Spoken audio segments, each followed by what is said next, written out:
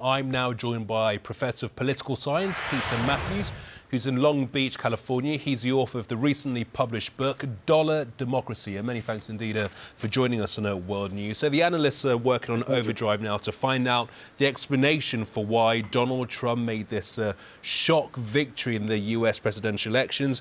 What do you think caused Hillary Clinton to lose this election?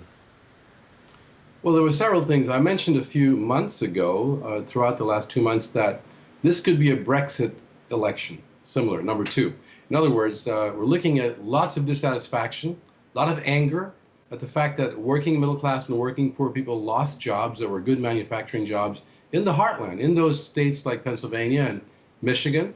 And those jobs haven't come back. The ones that came back were only 2/3 of the jobs are low-paying jobs. And people were really furious at the establishment because of that in the United States, as they were in Britain when they voted for Brexit.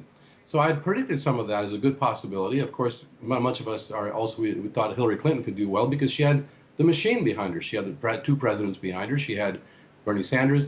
So it was either way, it could have gone either way. And I believe me, the hidden vote, that was the vote of many Donald Trump supporters that were not read into the polls, is what put him over the top. And it's totally understandable why that happened. Now, the question is, how will he govern?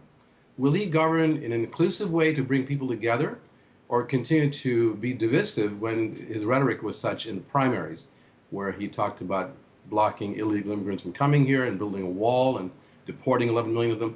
If he could just get off that divisive rhetoric and bring the country together and then continue with his plans to create jobs through infrastructural investment, he might do well. But many people are concerned about him and his character, and especially people who are ethnic minorities in America are really worried right now, including some of my own friends, which is a shame that we have to even worry about that. I'm not so concerned because I know the United States has a checks and balance system, and the president has to have Congress with him to do a lot of things, and they can actually end up removing him if he does the wrong thing.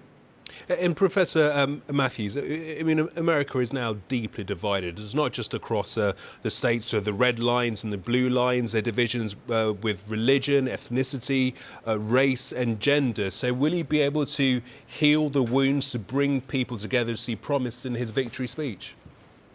Yes, his victory speech was very inclusive and very kind in a way, and he also praised Hillary Clinton for being a worthy opponent.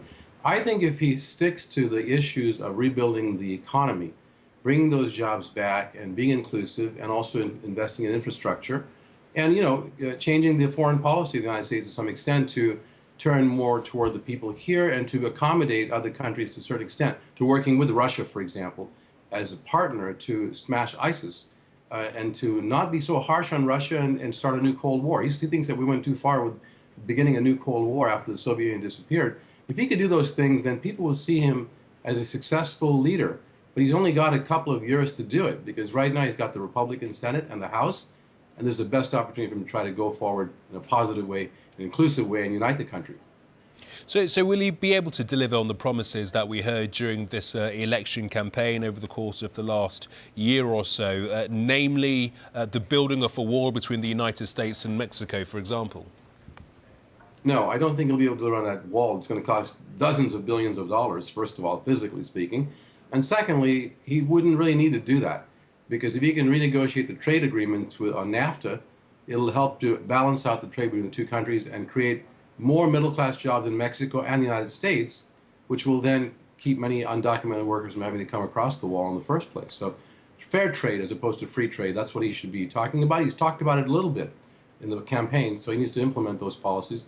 He won't even need a wall, and it's going to be virtually impossible to build one for that kind of cost.